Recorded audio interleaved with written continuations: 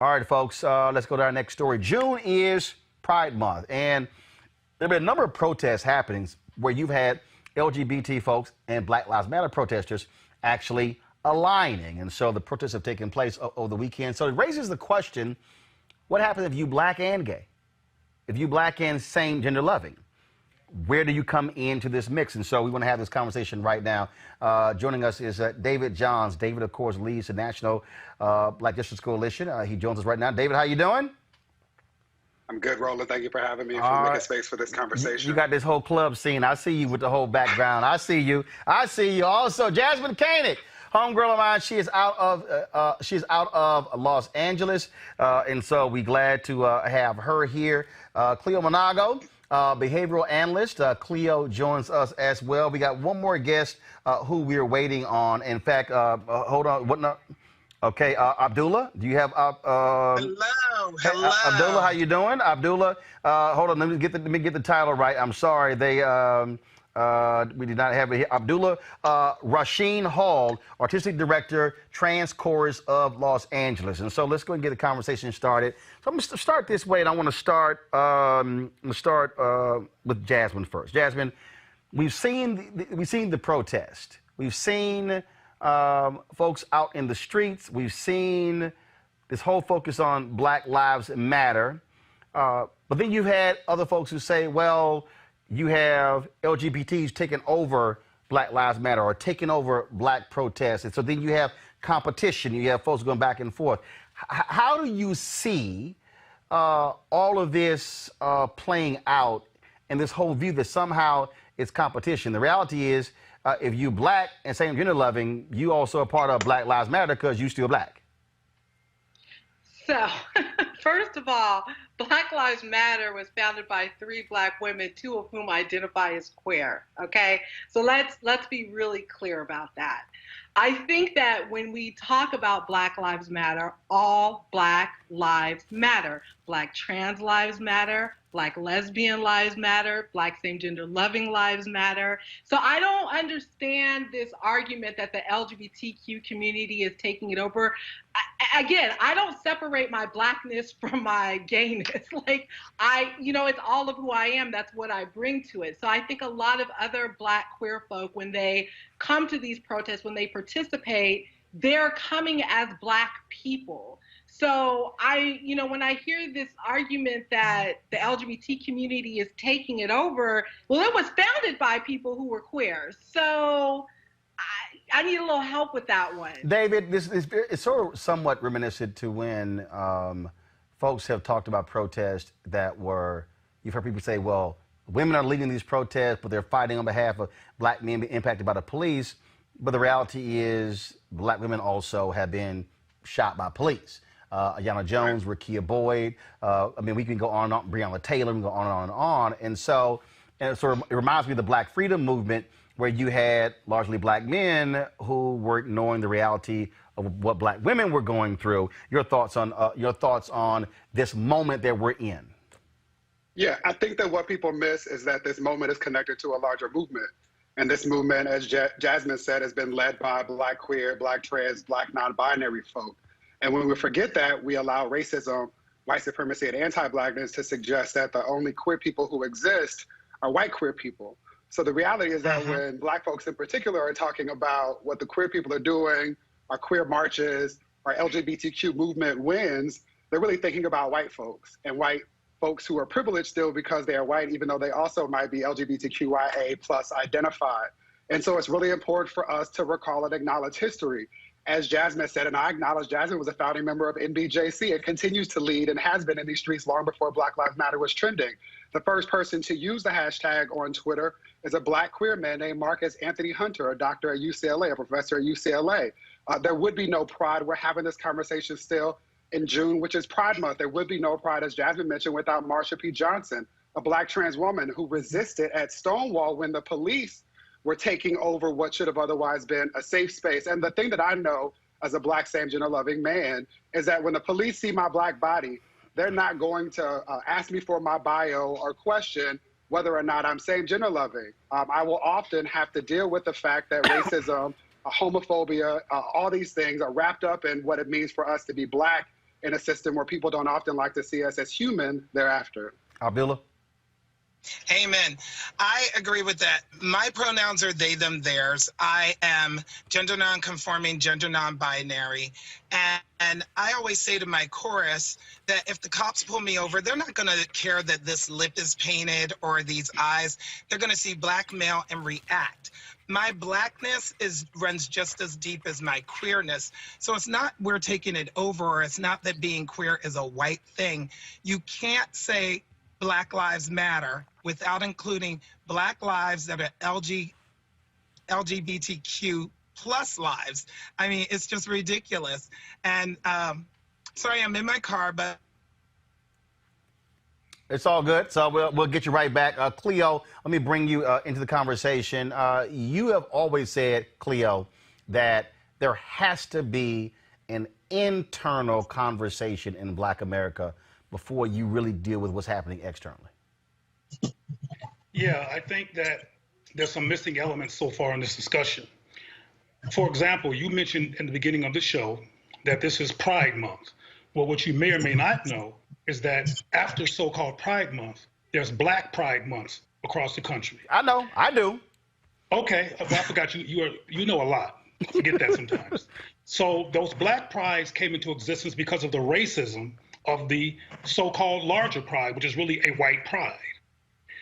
Some people are looking at this whole thing, including myself, as being quite surreal, that the racist white pride, which has been racist and primarily white acculturated and white affirming, is now matching with a queer identified leadership brand movement called Black Lives Matter. And there's some conversations that need to have to be. Am I frozen? Yeah, first of all, your video is frozen, but your audio is fine, so keep talking. Don't worry about it. Okay. We got your audio. You're good. Okay, cool. Anyway, there's people in the Black community who are wondering what's going on for two reasons. One is because this community, the LGBTQ community, which is a white culture and paradigm, has not stepped up for Black people ever. For example, some people on this show might not know who James Craig Anderson is. James Craig Anderson is a brother that was killed in 2011, a same-gender loving brother that was killed in 2011 by some white men who ran him over in the parking lot of his job with a truck. And the white gay community, who found out that he was a same-gender loving person, didn't say anything and never has said anything. So for the Black community to be skeptical of what's going on now, as far as I'm concerned, is not an irrational reaction. Cleo just brought. Cleo, go ahead. Also, the Black community has not had, on a macro level, on a large scale level, a rational, engaging conversation about gender nuance, diverse ways of being, and sexuality. So it keeps hitting us in ways that are perplexing because we have not dealt with the issue in a rational way from a Black cultural perspective. Queer and LGBTQ, rainbow flags, all this stuff comes from the white gay community. It's their paradigm. It has worked well for them. And there's Black people who have used it as Black people to frame themselves. But the bottom line is a paradigm is a paradigm. A culture is a culture. A movement is a movement. And the gay movement is a white racist movement. So I'm going to put this out to the whole panel here, because I'm going to put it out to the whole panel because Cleo said something where he said holding the white LGBT movement accountable. So what's interesting about that is what's happening is that the reckoning that we're seeing is the reckoning of Black folks in whiteness. And the reckoning is happening in all of these institutions. It's happening in corporate America. It's happening in public policy. It's happening in various organizations. And even in organizations where Black folks are working with others, it's literally working. Look, I'm in the ed reform movement, and I've been telling people who believe with Charles schools, I'm like, yo, it's about to be a reckoning with Black folks who are in this movement. And so anyone can jump in. Do you believe that this movement, that reckoning is actually happening with the white LGBT movement? Jasmine, you raise your hand. Go ahead. Oh, because you know I'm all over this. Go First ahead. of all, Go this ahead. movement will not pass up the white LGBTQ community. And not on my watch, it won't. They have a lot to atone for, and I'm here for that conversation. Look, Roland, you were all over the Ed Butt case with me, right? Yep. So you know that during fighting to get that man arrested, the white gay community had very little to say. As a matter of fact, he was one of them and quite well liked by them, even though, Black gay men's bodies were showing up dead in his house in West Hollywood. And it's not just an LA thing. This has gone on across the country. And so I think it's up to us, right? Whether you identify as same gender loving, queer, trans, non-binary, whatever, it is up to us to hold them accountable and not give them a pass. And that's what the issue is. We have to hold people accountable. Just like we have to hold people accountable in our community, the Black community, we have to hold people accountable in that community. And I want to touch on something that Cleo said.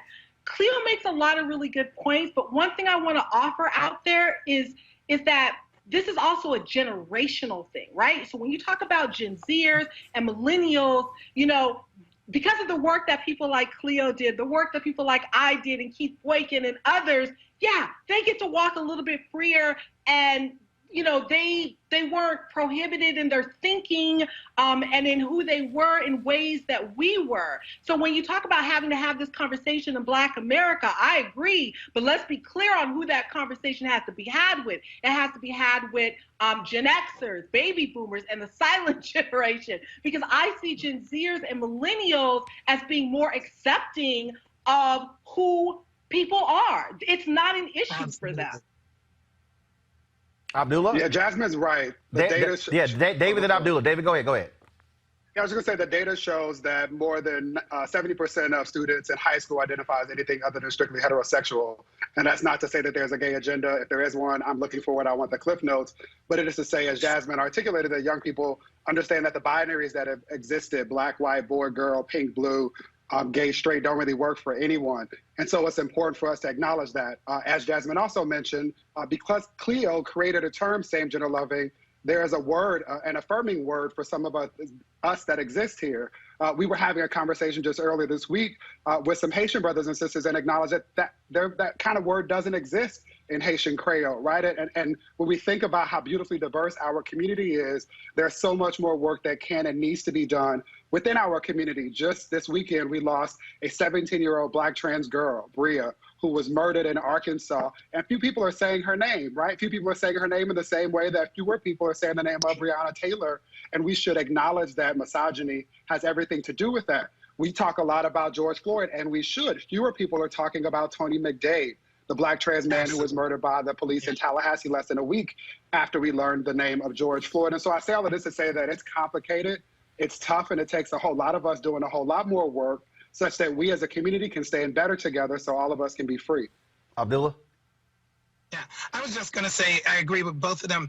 We got to realize that a lot of the younger ones coming up have same-sex parents. So there's a generation of black and brown and white kids out there who have same-sex parents, moms, dads, that are raised where they are not in the binary anymore.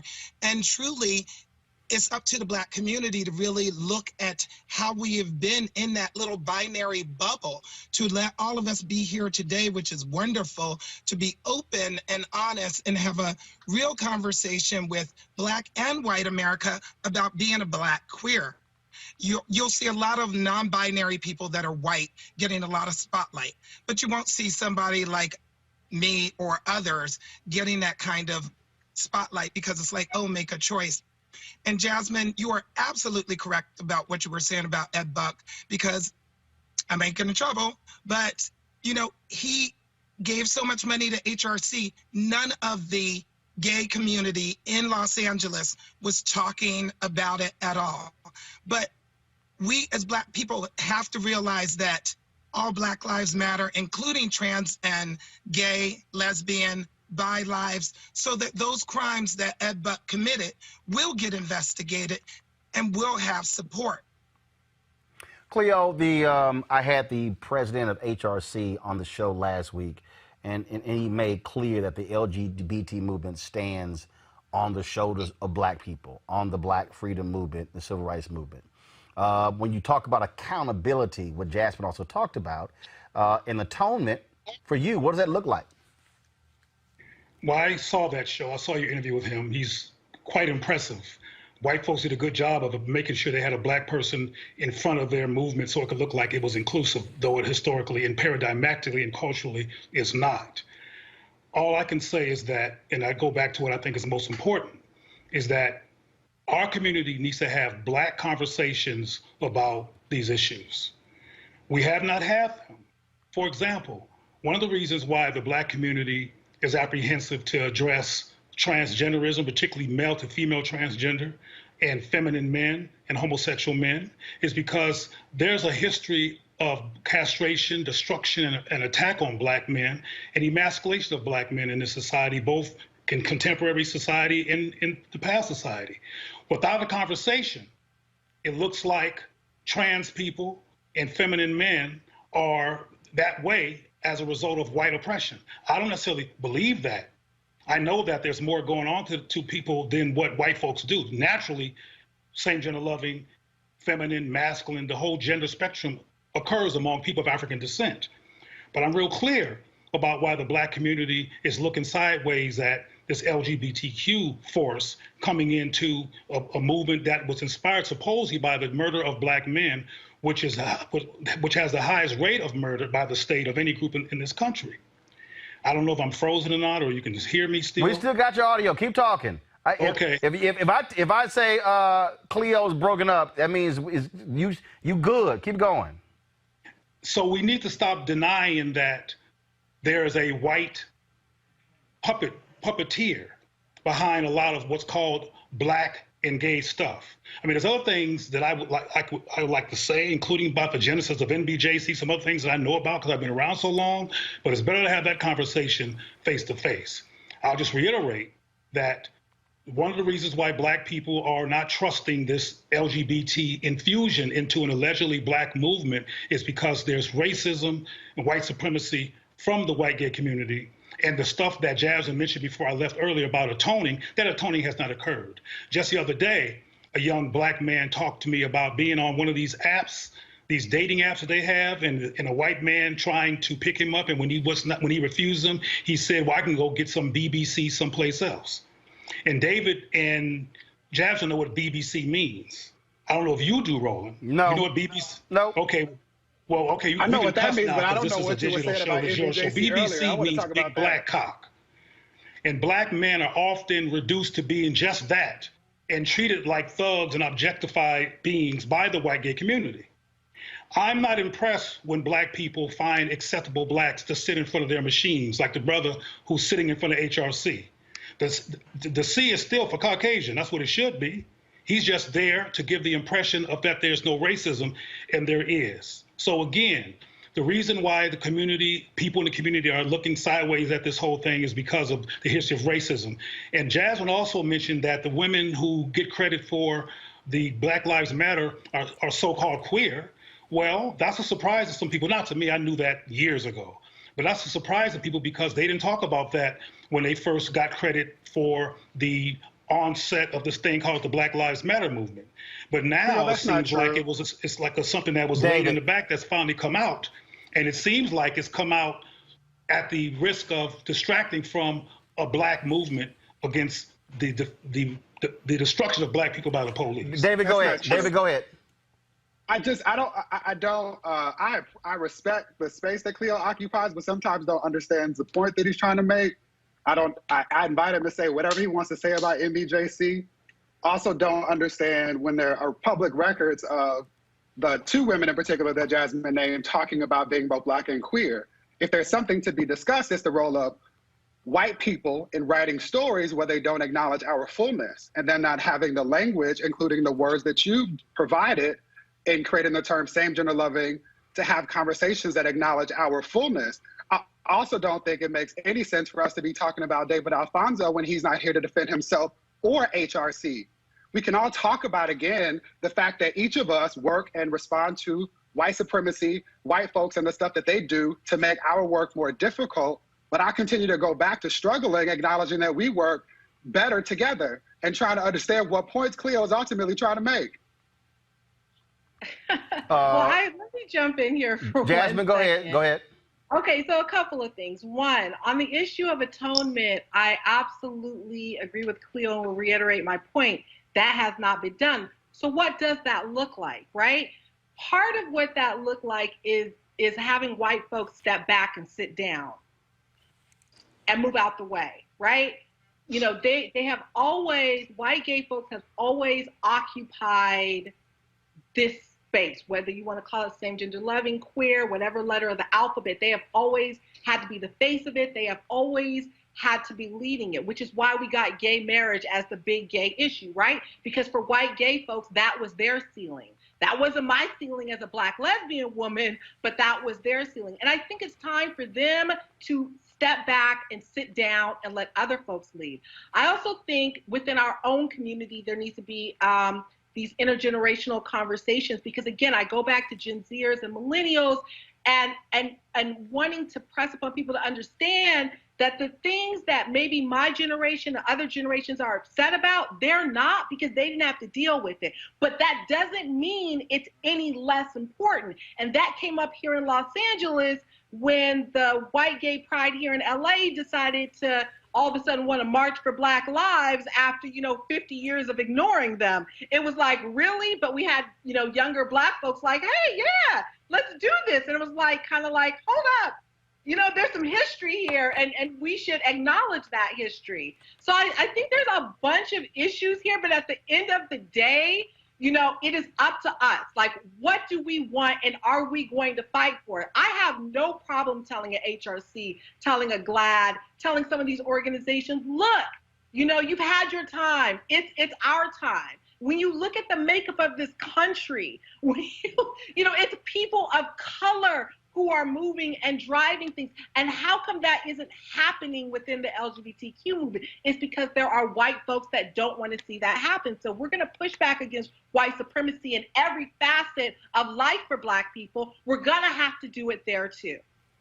Roland, the reason that young same-gender loving people, and I've literally interviewed young people to find their perspective on current times, the reason that there's a relatively large amount and there's a large amount who do not, so I'm gonna say that too. But the reason there's a large amount of same-gender loving people who will say, well, let's join this pride stuff. Let's do this. Let's take advantage of this moment, because most of them are ahistorical. Most of them don't know their history. And this is true for heterosexual Black people and all kinds of Black people who don't know our history, who don't hear about Black issues until February when we talk about how well we ran away from white folks for a whole month. not knowing a whole history back to Africa and back before the colonial period. But most people do not know Black history and definitely do not know the history of same-gender loving people in this country. For example, James Baldwin, who's often called gay, did not identify with gay and rejected the gay movement because of its racism. But people will call him gay because they don't know the history. So I want to make that clear in terms of why you will have some Black people today going, well, let's do this. Let's jump on board of this pride thing. Let's take advantage of this white willingness to let us in, because they don't even know their own history. Abdullah, go ahead. Well, I love what you're saying, Doctor, but like, every time someone queer that's Black, I'm just going to say it, it's not a white thing. It's a me thing. It's who I am. It's how I was divinely created and put here. And I just wanted to jump back on what Jasmine was just saying about HRC. I was a governor with HRC for 3 years. I know Alfonso. He's doing a really great job, but he's not getting the same press that Chad did before him.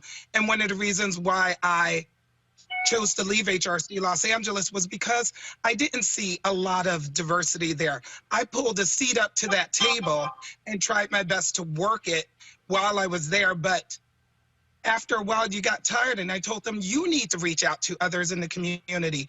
But I think that this conversation is so twofold, because on one hand, we can't demonize all the queer people that's involved with Black Lives Matter and say it's a white thing or we're selling out of anything.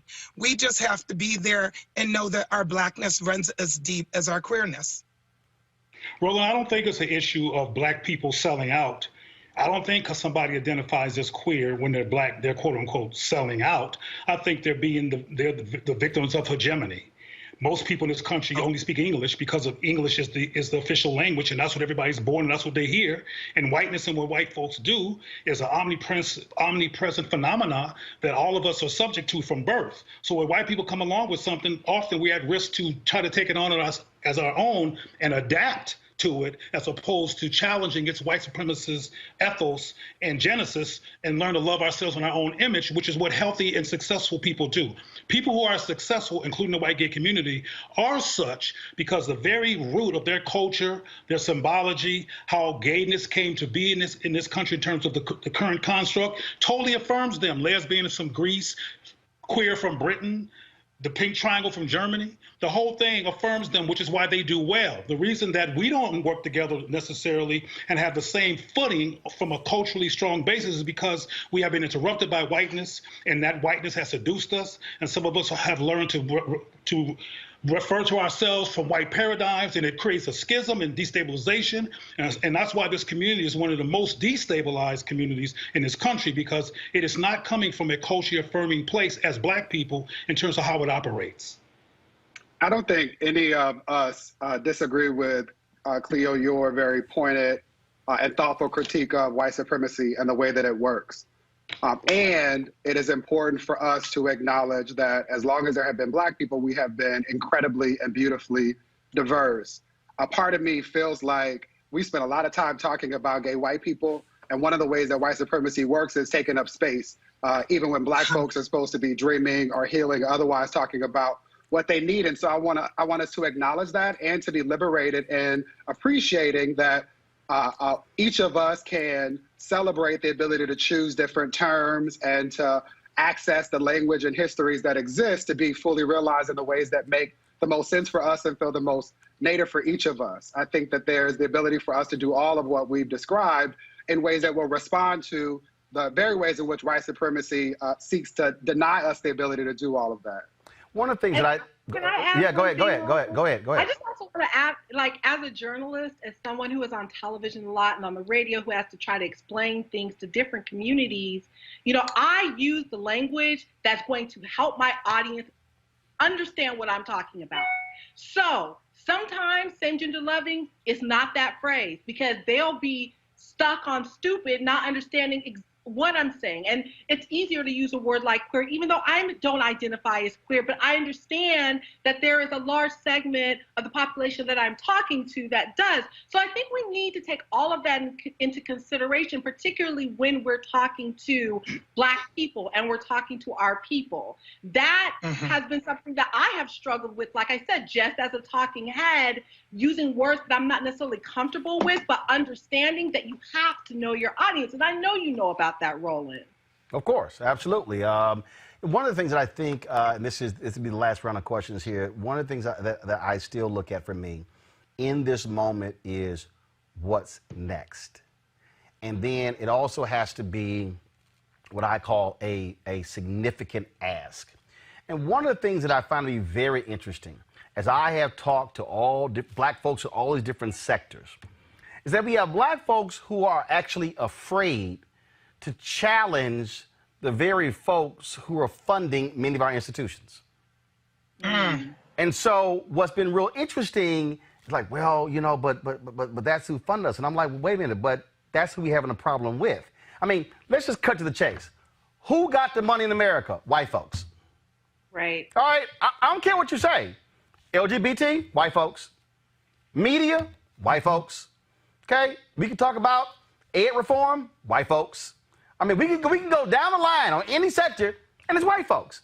And so, for the four of you, how do you get folks to understand that people who many will call allies also have to be challenged to do more, and that might be a huge ask, and we also have got to train one another to stop being afraid of the big ask and only accepting the small ask and apologizing for it. Anybody can start it off. Let me go first. So, you know what I've been telling people? Everybody wants to scream Black Lives Matter, and I get that. Black lives absolutely do matter. But so does hiring Black lives, putting Black lives on your board, renting the Black lives, electing Black lives, and supporting Black lives. It's not just a hashtag. It's not just something trendy to say. So you're absolutely right about where the wealth is, where the money is in America. And it is our job to make sure to push back up against that, but have very, really clear demands. When I look at boards of organizations and there's one Black person or two token Black people on it, when I look at organizations and there's no Black people in leadership at every single level, that troubles me. And so again, when I said that, you know, white gay folks need to step back and step down for a minute and let people of color, in particular Black people, step up, that is a clear and direct ask and demand. And we're going to do things in our way, the way that makes sense to us, the way that we know things need to be done. Because we've got a lot of white, I'm so sick of white gay people telling Black people how to talk to Black people and how Black queer folks should be feeling about things. We know ourselves and we know our communities and we know how to get things done. And it's our time to do that. Yes. Roland, we have to be willing to share. Abdullah, go ahead. Abdullah, go ahead. I was going to say, we as Black, gay, queer, loving people, we have to be able to challenge that too with white gays. And you're right, Jasmine, I sit on two boards where I'm one of two Black people. One is for the Trans Chorus of Los Angeles, and the chairwoman is a Black trans woman. But the majority of the people on that board are white, and sometimes we have to, well, I get in trouble for challenging them on their point of view of being Black and queer, putting us at the table, but not just putting us there, but opening up that opportunity. Just ICM put in Deadline Hollywood, they're gonna hire more Black assistants. Well, I don't wanna be another Black assistant at ICM. Give me a shot at being a Black agent at ICM, then we can talk. So that needs to open up all across the board for everybody. Cleo? Roland, I don't relate personally to what you described. I run a Black organization that is decently funded, and I've been able to do this without having to talk to white folks, having to acquiesce to white folks, having to depend on white folks. I think, frankly, you're doing something right now very similarly. You have your own television or your own broadcast, your own digital network, and it's primarily Black people that are keeping things going in terms of resources to partner with you to do your work. Well, I'm doing something very similar, and I don't relate to talking to white folks and asking them for nothing. For example, when I apply for federal funds, those federal funds are taxpayer funds. Those are Jasmine's funds in terms of how they came into being. They're your funds, they're David's funds, there's my funds. Those are taxpayer funds. So I apply for federal resources for one of the ways I get my work resource. That's not white money, that's everybody's money. I don't ask white gays for anything. And I don't need to ask them for anything to do what I do. I refuse to do anything that I'm doing that interferes with the affirmation of black people on all levels. David said something earlier about white people being talked about too much, whatever. When you're saying queer and gay, you're talking white talk. I'm only calling it what it is. Otherwise, I don't even talk about what white folks are doing or their paradigms or whatever's going on with them, because my work is centered from a black-centered, black-informed, black-considerate, black historically informed perspective. So I don't relate to this whole thing around going to white folks and doing a dance for them or acquiescing for them or fighting with them. I have not fought with no white folks about hardly anything in decades, because they're not in my universe. You can get work done without having to be bothered with white supremacy in direct ways. David Johns, final comment. Yeah, for those who aren't as bold as Cleo, can appreciate that Derek Bell, one of the founding fathers of critical race theory, reminds us that interest convergence means that white folks won't let anything happen for us unless it benefits them. I believe our big ask should continue to be around the divest, invest movements that we're seeing happening with police departments, with city budgets, in schools, as you well know, Roland, and with regard to so many other publicly funded institutions that often cause trauma and harm in the lives of black folks. I also want to lift up that in this moment of crisis, while people are continuing to do this advocacy and organizing work, that we need to take care of ourselves. We already are more inclined to have the kinds of mental health stress that causes people to die. And that was before COVID. And so I'm especially concerned about us continuing to do this work and dying in the process. The last thing I'll say is that if people are still wondering why they should care about any of what we've been talking about, I will remind them that there are so many children who are black and identify using any of the terms that we have used over the course of this conversation, many of them suffering at home in silence without the ability to connect with people who care about them. My hope and my big ask is that you would find ways to learn some of this language, to know more about all of these histories, and to stand with folks who are black, queer, trans, non-binary, and all of the other terms, because it is often us who continue to sacrifice for the rights that other people, including black people, take for granted.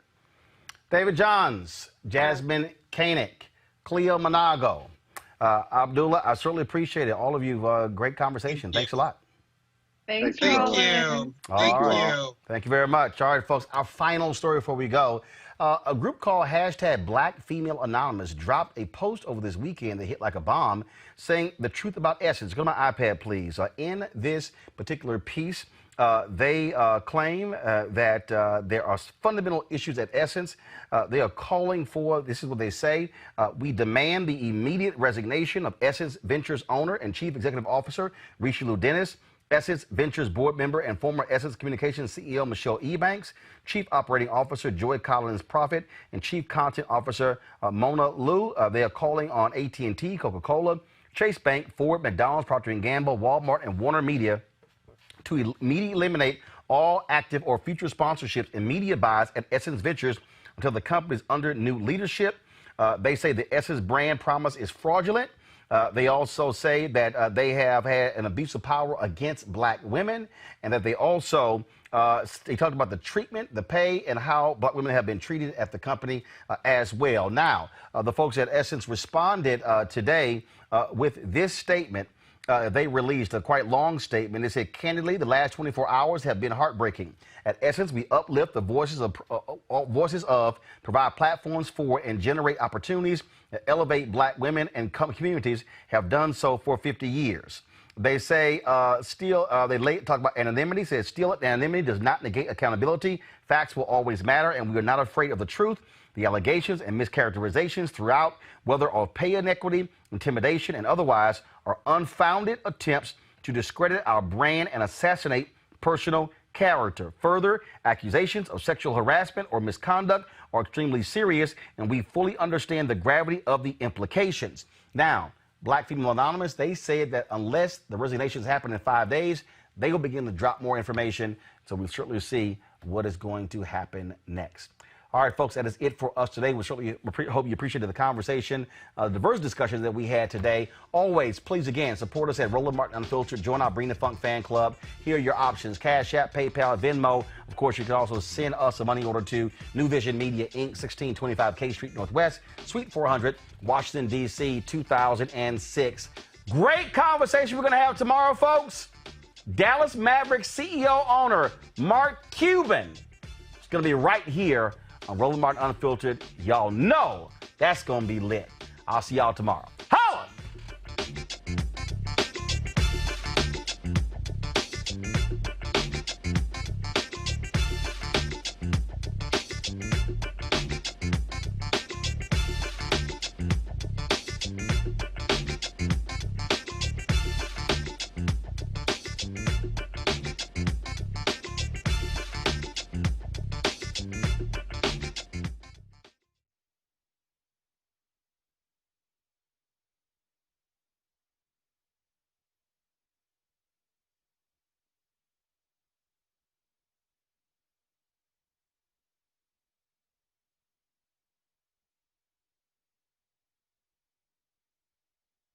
You want to check out Roland Martin Unfiltered?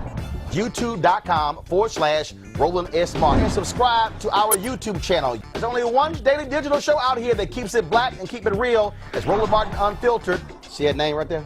Roland Martin Unfiltered. Like, share, and subscribe to our YouTube channel. That's YouTube.com/Roland S. Martin. And don't forget to turn on your notifications so when we go live, you'll know it. Hey everybody, this is your man Fred Hammond, and you're watching Roland Martin, my man, Unfiltered. Hi, this is Essence Atkins, and you're watching Roland Martin Unfiltered. Hey yo, Peace World, what's going on? It's the Love King of R&B, Raheem Devon, and you're watching Roland Martin Unfiltered. Hi, my name is Brescia Webb, and you're watching Roland Martin Unfiltered. Ow. Well, I like a nice filter usually, but we can be unfiltered. What's going on? This is Tobias Trevelyan. And if you're ready, you are listening to and you are watching Roland Martin Unfiltered. What's up? I'm Lance Gross, and you're watching Roland Martin Unfiltered. Hi, this is Cheryl Lee Ralph, and you are watching Roland Martin Unfiltered. I mean, could it be any other way? Really? It's Roland Martin.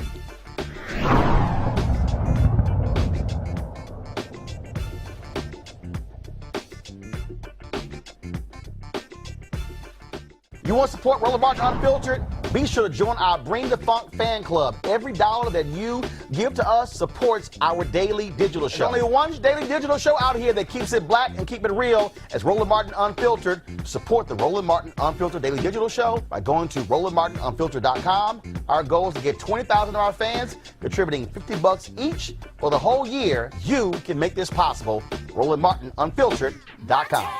Hey fam, want to check out Roland Martin Unfiltered? The blackest show on all of digital, cable, and broadcast. Check out our audio podcast.